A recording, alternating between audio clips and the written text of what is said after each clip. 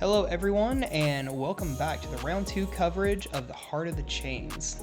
It's going to be presented by Van Man Disc and driven by Innova Champion Discs. This is the second annual Heart of the Chains tournament, and I think it's going to continue yearly from here on out. As always, I'm Christian, joined here in the booth by Evan, and we're going to take you guys along as we move over to the Rotary course side of this beautiful park. We've seen our competitors take on the woods over on Indian Rock in round 1. It's more of an open park style course for round 2. And as always, here it seems, we have got course designer Johnny Sias coming in looking to wrap up the win after a pretty good round 1.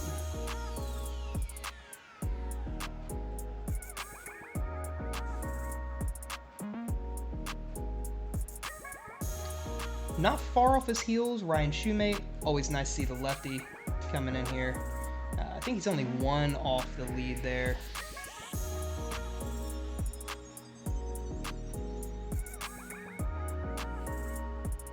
Tied up is Ian Johnson, also at 2 under par.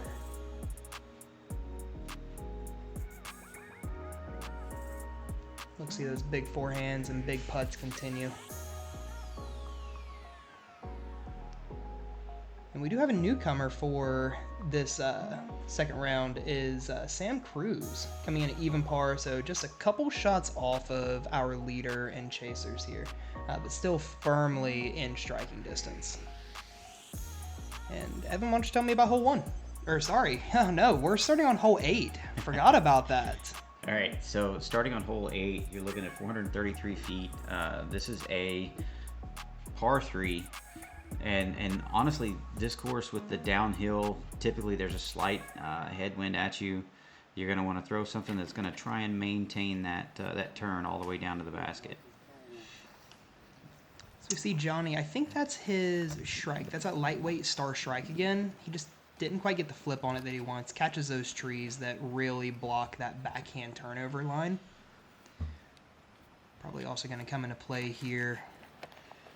It's a buzz from Ryan. ESP buzz, asking for it to get up a little bit. I love the hand signs. Right. Very expressive. I actually really enjoyed watching this.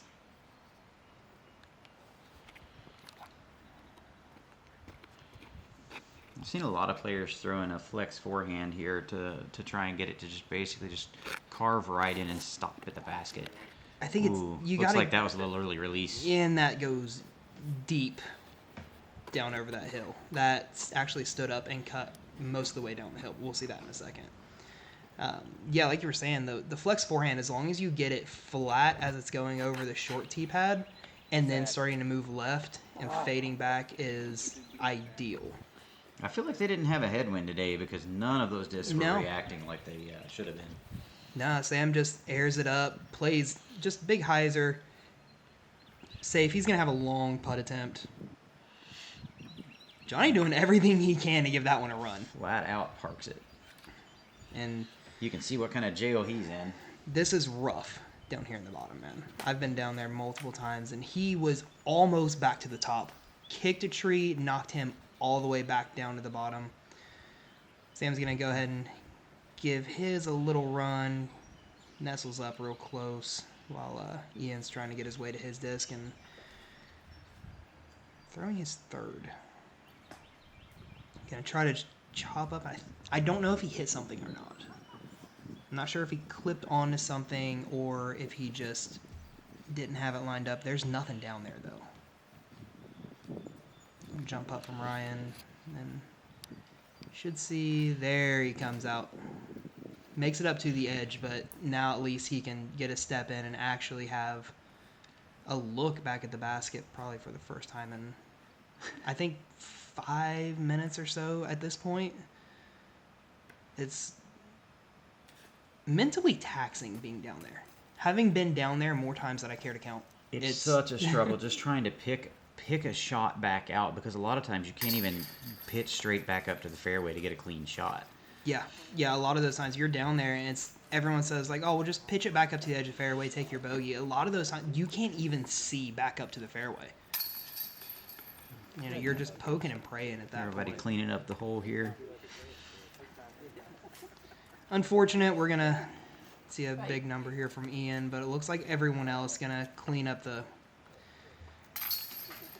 pretty routine pars. This hole came in just a touch over par. Came right in at, what, about 0.15 over. Unfortunate triple there. There was a lot of speed in that last putt. Yeah, but I mean, you'll notice that when he fully commits those putts with the Envies, they're on the stripe and they're right at it. He putts with authority. Hole number 9, about 275. This actually goes significantly uphill. Plays a little over 300. Big arms have been seen spike hyzering over the right-hand side, but mainly just as long as you can get up and clean, you'll be all right. Big forehand will play really well here, or lefty backhand is a beautiful play. I think Ryan going with the same buzz that he just threw on 8.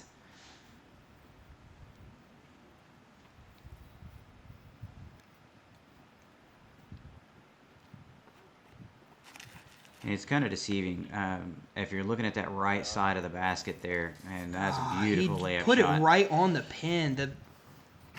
Wow, the commitment to that is crazy. I love it.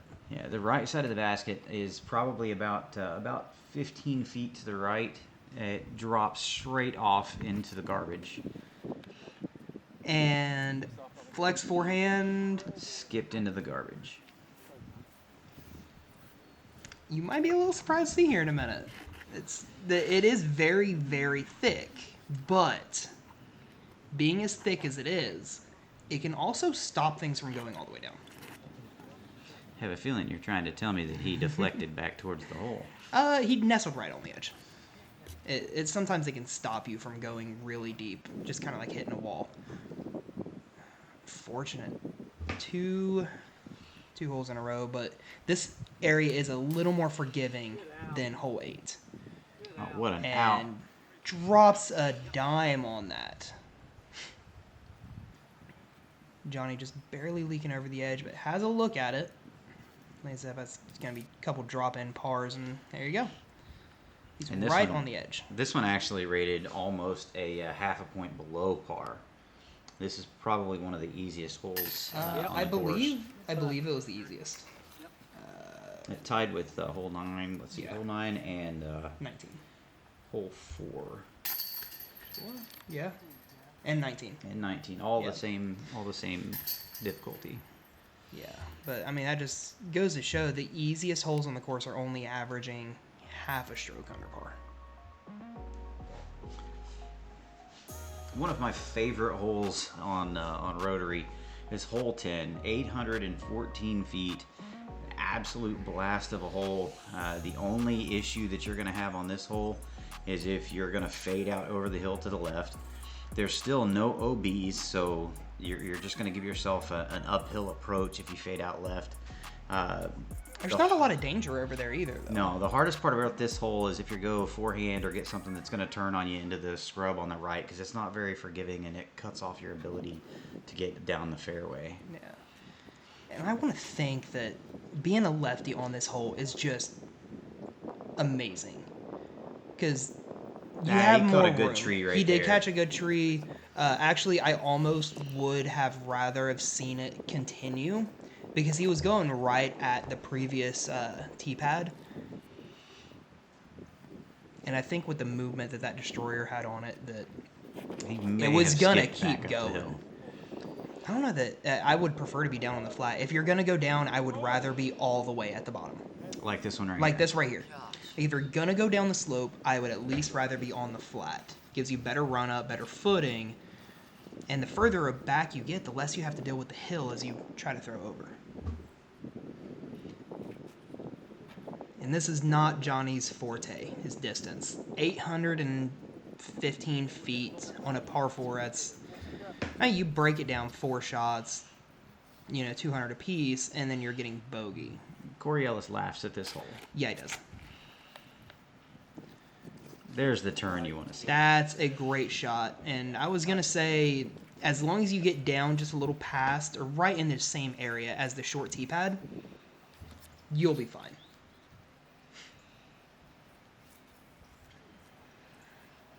And look at this shot here. That is a beauty of a second shot up in that big patch of brown grass. That's going to give you probably 250 into the pin to save the par. See, this is what you were talking about. Your footing on that hill makes any power approach really difficult. Yep.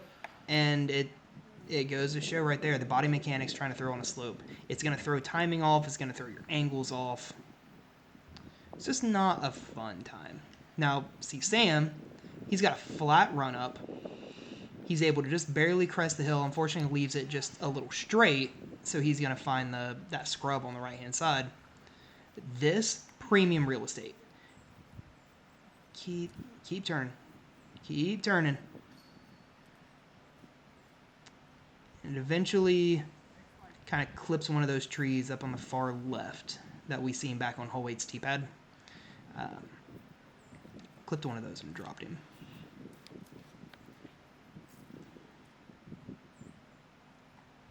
And again, if you're a lefty, I feel like you have a pretty good advantage on this hole for just a stock hyzer shot.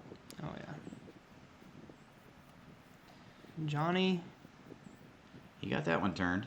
And nose hold? up. Right. So there's 3 of our players are. You'll see it. Whenever I film those approaches, I didn't move. It's all 3 of them were right beside each other. And that really is the mistake here for righty backhands, is you get it a little bit up in the air. Look at that. Get a little bit of nose up, and it seems like that downhill just tries to suck it down to that left side. So that's Ryan. Ryan's up shot. I do believe he's putting with links there. Ian, his envy. And I assume we're going to see Johnny. This might be Johnny's 0. It's either 0 or his AVR. I think it's his AVR. But I know when he throws putters, he really likes throwing the 0. Oh, that's fine. Me and Johnny chatting it up there. Kind of off to the side. Now, if you go to the right of this basket into that, there's multiflora rose, there's poison ivy, there's just so much junk back there. It's danger city. And that's at 12 feet. It's really right close. on the pin. Don't get me wrong, I love this. I miss the old position here. Unfortunately, due to erosion, we lost the old pin placement here, but boy, do I miss it. And The old pin placement was about 75 feet shorter and tucked into the right just a little more. yeah, I'll catch us up on hole 11 in a second, but you also just witnessed the best 2 scores on the hole for the entire day, and they were 2 pars. Everyone else scored bogey or worse on that hole. It was Sam and Ian got the lone pars for the field. So hole 11, you see it there. It's now we're starting to play woods golf again. There's a handful stretch of holes here that are tough. This one, straight backhand, right at it. You can flex a forehand at it. There is a slight elevation on this hole to get to the basket, maybe about 4 or 5 feet. But you're also throwing over a ditch, up over a ridge, down over another ditch, and on up to a second ridge where the basket is. So there's a lot of air movement. Like that big tree you see center frame right there, that's on that that first ridge over. So there's a lot of air movement right before it, and then a lot right after that can throw that disc around if you're not careful. Yeah, I feel like lefty's got a really good chance here, but the just a slight anhyzer with a pretty glidey putter around the left side of that big tree should nestle you up in a great spot for a putt on this hole. Yeah, and this is another one of those. As a lefty, I feel like you can do pretty well on this. I think he took that same buzz just straight at the pin again. Johnny with that strike.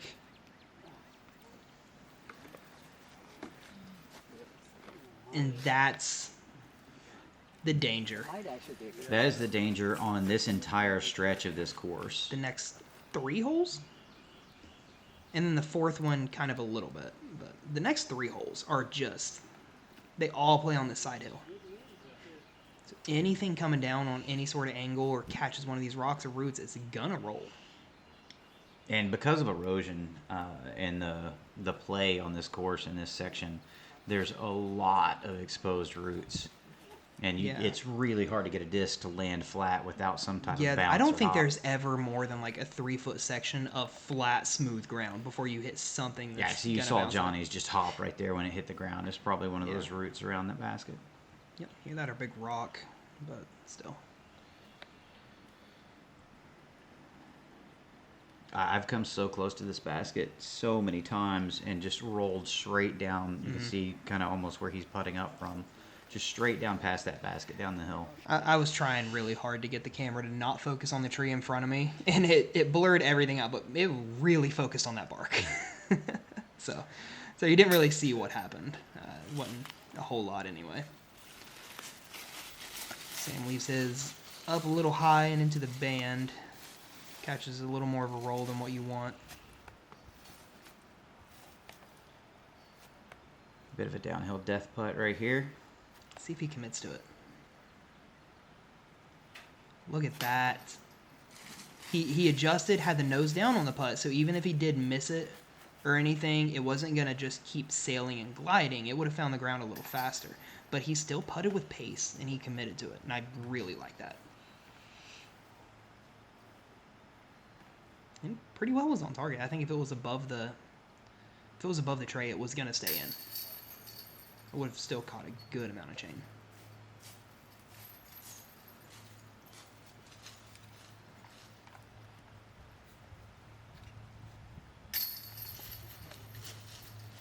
Good cleanups here. Even though Johnny's took that hop, it's still nestled right on the Yeah, other I side think of the it basket. actually popped him a little closer to the pin. All right, hole 12. There is a sneaky right side sky hyzer route. It's a little harder for the long tees. I think it's kind of grown up at this point. I don't know if it's necessarily reachable. It's definitely still there. Is it? It is still there, but I would consider it a local route. You know, it's not something you're probably going to intend on doing. But where the basket placement is up to the left instead of the down farther right, you're really wanting to punch something just dead straight, straight down that center gap, and stick it. And hopefully just slide up or skip straight up towards the basket. I think that got a secondary deflection actually a little closer to the basket.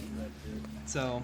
And this one's right at that little over 300 foot mark, which is kind of most people's mid-range, the extent of their mid-range discs. Yeah, and I'm not 100% buying all of 312. I think it might just be a touch further. I think it plays maybe closer to 350. Or no, it's in the shorter of the two placements. Maybe closer to 330, but that's beautiful. Fantastic. Snuck around that tree on the right, but great shot.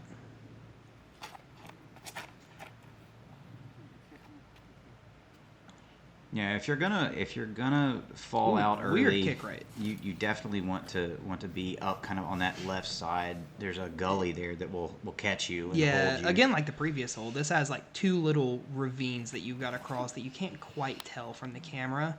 Look at there this. you go. That's the line that right there. So that's that straight down the middle, slight little flex line. If you catch that, he starts it with hyzer. So it moves left around the first tree, then it flips up, goes straight to get past their tree on the right, and then turns over to give himself a look. And the camera doesn't do it justice. This hill is actually quite steep off to the right. Yeah, and there you go. There's a good look. That's better. Steep the hill is. That's better. Honest bid, really good bid. Really, really good bid on that. And surprisingly, this was displayed just shy, just right over par, 3.15. Yeah. So you'll notice a lot of these, I don't think anything, the hardest hole in the course was hole 10, and it played almost a full stroke over par. But for the most part, everything, look at the list. There was only one other hole in the course, which we will see here in a couple minutes, that played more than a half stroke away from par. Everything played within a half stroke of par for this event. So,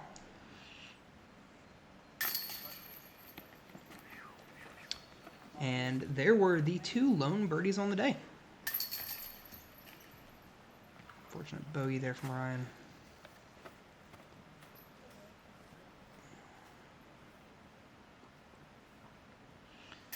Speaking of one of the harder holes on the course, This is getting ready to be it. Hole 13. 280 foot. Again, not buying that. I think it's a little further. I think it's 330, 350. Par 3, averaged almost half stroke over par. Tee shot, incredibly demanding here. So you've got to have something straight, pushing straight, and then either dump left or push while fading, depending on which gap you want to take. But getting all the way to this pin it's a task. This long left pin is a super difficult pin to It's just a to very get close to. unnatural shot. Yeah, the long boxes here just makes that such, like you said, a demanding tee shot. There's such a narrow gap to get out of this. And it's not a natural disc shape or a flight either. It's just you got to push straight and then turn left and then continue to just push dead straight. And the gap that Johnny just threw there, I think, is the more narrow right side gap. And he's not playing this for birdie. He's just wanting to get out to where he can make a play at the basket. That is the par gap. There is a gap up on the left that you can play some sort of flex shot through, but I didn't even bring it up during the fly through because it is so hard to hit. That's the more traditional standard hyzer route to get you kind of up on level with the hole, because the hole is about 15 feet above you. Yeah, but you're just challenging a lot of little saplings through there. The cleanest route is going to be this one right here, and that looks good. And then it hits a tree. But he should have a fairly clean look up the hill towards the hole. Yeah, there's also a really wide left, like forehand flex route. It's like high left. It's weird. Any local tri-state golfers know Jerry Dobbins. He showed it to me one day in the middle of a tournament, and it blew my mind to the point I had to try it. It failed miserably. But it's this weird, only Jerry Dobbins would know this line exists kind of shot. Get it.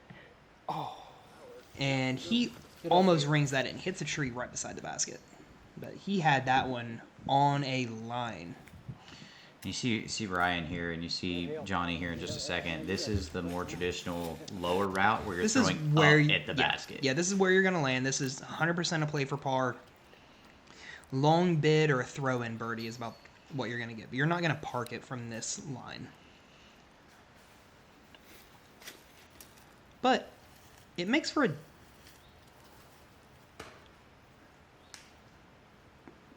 a pretty cut and dry par. Yeah, the short pin on this one is probably one of my favorites, because you can throw like a flippy fairway up the left side and just let it ride all the way to the hole. Okay. But the long pin certainly takes that out of the picture.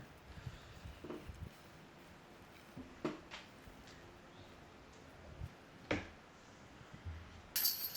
can see in the background, hole 15, somebody making their drive there. Yeah. Unfortunately, there used to be a good... That actually looks like a Thaddeus. Yeah, that was Thaddeus, who we had the pleasure of having during round one. But unfortunately, a lot of these trees and stuff, due to the erosion, due to the weather and high winds, are coming down. And it's sad to see a lot of these older staple courses across the country. Especially the more wooded, hilly, like you see it in Daylaw. It's just right here. There's 2 large trees that have come down on this one that have really cleared out. Yeah, you couldn't used to see the sky here. The pin used to be way down to the right as well, but with a lot of trees coming down, it's moved up in this upper left-hand spot. Now you'll see as I pan backwards here, there is a Mando on this hole. A large tree to the right, just on the right side of frame. Yep, right there. Gotta pass around the right-hand side of that. which Johnny does to near perfection. This is another one of those, you're not going to park this hole in this placement. Best bet, give yourself a C2 look. These guys are going to be out about 110 feet, 100 feet, somewhere around there. I think this is probably where I was throwing my chupacabra as high as I could straight off the tee to try and bend it around that corner as far as See, that looks good, but if you go, that's going toward that other placement over toward that tree. And that looked like it went underneath one of those down trees back in the background. Yeah, it's... And then Sam... That's the same thing. It's just so long down there in the top of that tree. That's down. You don't... Now, for that placement down there, you want that shot. For this new placement, it's just barely get around the corner, nestle up. You're not going to give yourself a birdie look at this. This is play for par. And as evidenced, this is the other one that played over half stroke above par at 3.57.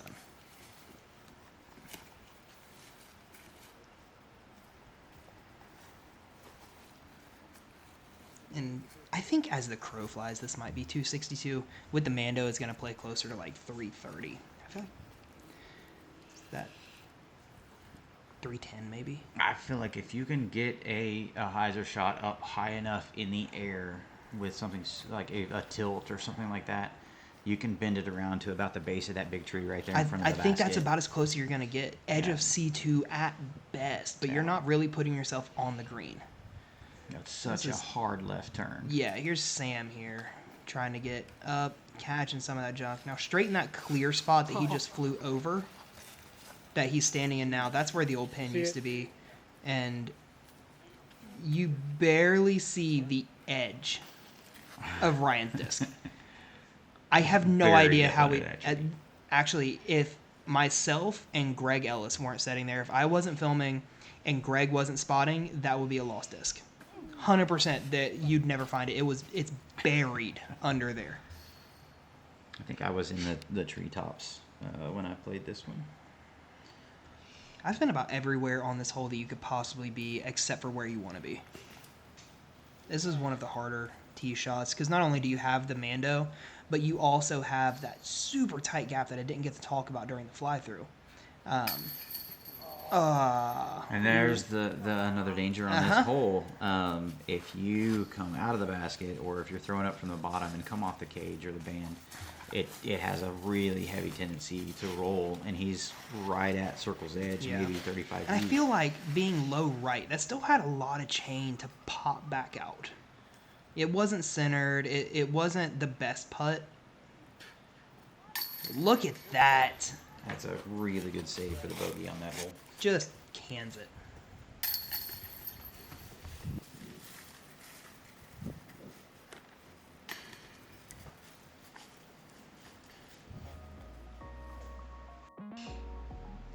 All right, hole 15. I absolutely adore this hole just because you have a specific target to go straight over top. You can see where this hill kind of goes over towards the basket.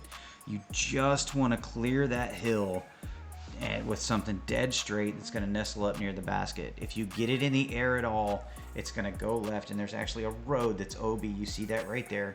That road is OB. So anything in the air that goes left is going to put you OB. Anything that goes right, you can see the angle of that hill. It's just going to filter down and just make a really difficult up putt.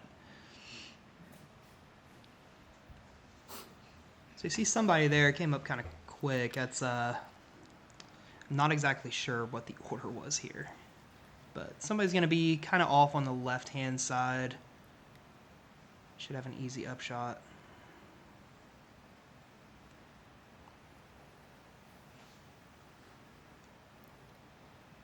Is that Johnny with his strike again? Probably. Probably. That had that same kind of flight to it there. And that really got lucky to stick right below that tree. Yeah, a lot of times you see these things roll, and they're gone. That looked kind of like a lefty flight right there. I think that's Ryan. So that would have made the first one I think it Ian? may have been Ian, yeah. We didn't see Sam Cruz throw because we just could not see where his disc went. And you'll see here in just a second when we switch camera views, I believe he caught a tree early and fell just to the left of screen there. Yeah, there he is. Yep. There we go.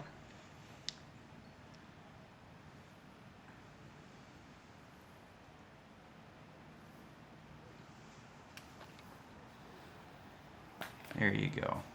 Great upshot right there. Nestled, kind of hit by the basket. You want to probably hit about 10 foot short of that and then nestle up. But Oh no, so that was Johnny that came up on the hillside. Johnny there.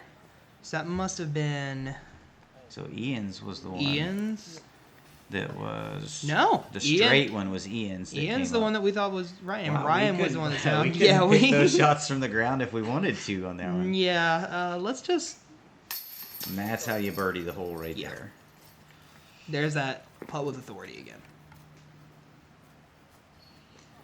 And again, the camera angle doesn't quite show how steep that hill is and how uphill The top he's of having his to putt head, right I now. think, is below the lock. He's Great so putt. far up in the air. He's well inside the circle, but has to putt that like he's at 40 feet. Yeah. And you can see as he's going down to his disc here, how far downhill, even though it landed at the basket and slid just a little bit, he's probably putting up about 10 feet up to the basket from where he is.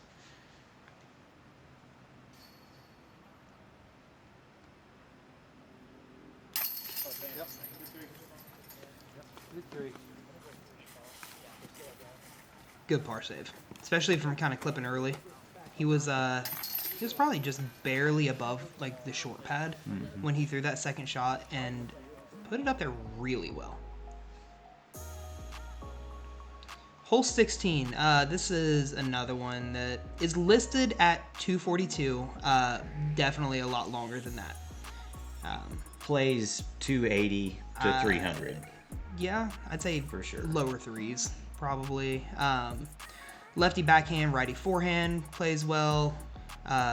Not running your drone into a tree also That plays the well. tree up on top of the hill right there. That's Yeah, that is a Mando on the very top of the tree, so you can't play big spike hyzer. We're going to see the lefty backhand here, which is a great play fading back into the hill. Same with the righty forehand. Crest just barely over. Let the disc work its way to the basket. and that is phenomenal. That is bullseye. Righty backhand can do it just as long as you don't let it come down on edge, because I feel like the righty backhand definitely has to push that Mando just to fade right down to the basket. without hitting on cut angle, yes. Yeah. Because anything else, it's going to hit, and it's It's going straight OB to the left. power forehand here from Ian, which good, really good, Stay right there. and got a great ground reaction. Just hit, kind of popped around for a second, and sat.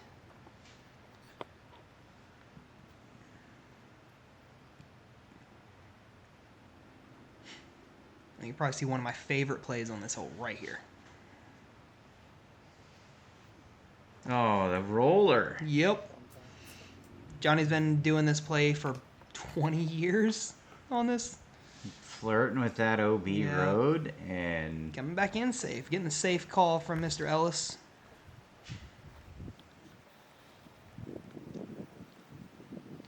So I have a long jump putt. And we'll see Sam here try to get the forehand there as Johnny demonstrates his backhand roller form in the background. They got nice and high. Where's he coming down at? Okay, so he's going to have that big death putt. that's definitely a par shot for me. I'm going to lay that one up, hopefully right above the pin and let it slide in. Johnny calling for it, and he had it online. And this is No. dangerous. Any edge here, and it's going to roll OB. Yep, and now you're here in the wind. Once we get up back on top of the hill, good miss. That wind picked back up a lot. So competitors are going to have to deal with that for the remainder of the round.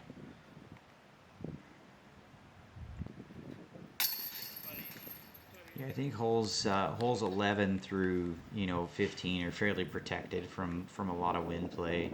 And then as soon as you step out on this hole, you notice it whipping around the knob of the hill there.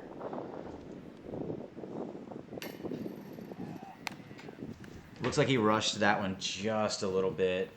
Didn't do a full setup. Yeah, Just a couple inches low. Little mistake there. Ryan with the actual tap-in just reaches over, tosses it in. Ian and Ryan, the only 2 birdies on the day. Hole 17. Let's get to the top of the hill here. This is the probably the highest point on the course. Throwing down here. And this short right pin placement is new for this year. Typically, it's in the island down in between all of the roads. Yeah. You can kind of use those logs as the backstop this year. But the road is OB. You've got a ton of space off on the left-hand side, so lefty backhand, righty forehand. A little floaty putter down to it. Spike a driver real high. I mean, you have all the options in the world. Just watch the ground play when you go down. Just don't overglide the hole. Yeah. Unless you really want to go play Indian Rock again, and then you'll set yourself down on hole 1's basket. I think zone here is what this looks like. It's definitely slower. It's not a driver. Yeah, it's zone. Yeah, Ground there play. he's hoping for that skip. Yep. So he's going to put himself down close to the road. And again, anytime you come on edge coming into the basket with these holes, you're risking either a large skip or a rollaway. Especially the speed that this one, even though you're throwing a slow speed disc, the speed that it comes down the hill at the basket. And this is the more technical shot at it. Hug that tree on the right-hand side with a backhand.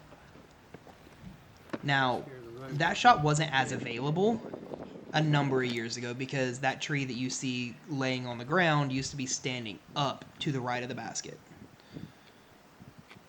Created a really nice obstacle for this backhand route from back here. I really like that approach right there. Oh, that was took not the a very straight good skip. skip. Thought for sure it was going to get that left movement back on the end of it. Just didn't quite have it. Johnny just a little short on the distance there, but cans the putt. That's what Johnny Sias is known for. He makes up for that, I don't want to say lack of distance, but for lack of better terms, with incredible putting.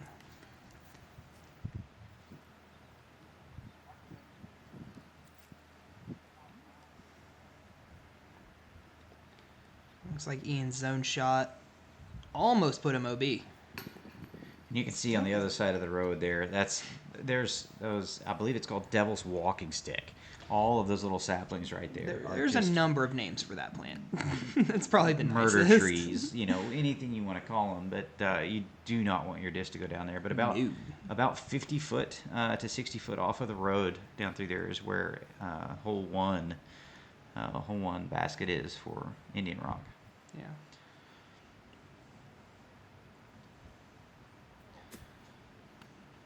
Unfortunate air ball. Glides right past. So as the rest of our card taps out, we had one other birdie other than Johnny, and that was Thaddeus. Was able to pick that one up. Assuming probably forehand.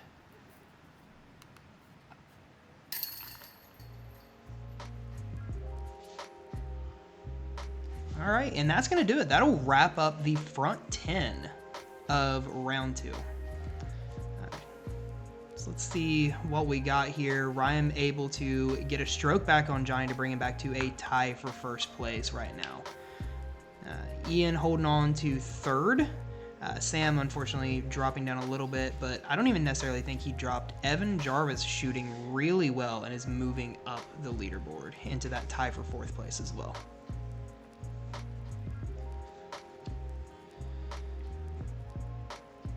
Yeah, that one under par currently setting the pace for the field. Conditions not quite the best out there right now. It is rather cold. It's, was rainy earlier in the day, so the ground's still probably a little wet. But And it does show you that when you're playing the longs at this course, it is significantly more difficult to hit the small gaps to start and to actually make those extra 50, 60 foot carries to the basket through the tighter lines. yeah, 100%. This course from the longs is a completely different monster. It can really, if you're on, you can score really well. But if you're off in the slightest little bit, it's gonna hit you back. It's gonna hit you back. So, all right, make sure you pop back over and check out the back nine as we wrap up this final round here at Heart of the Chains.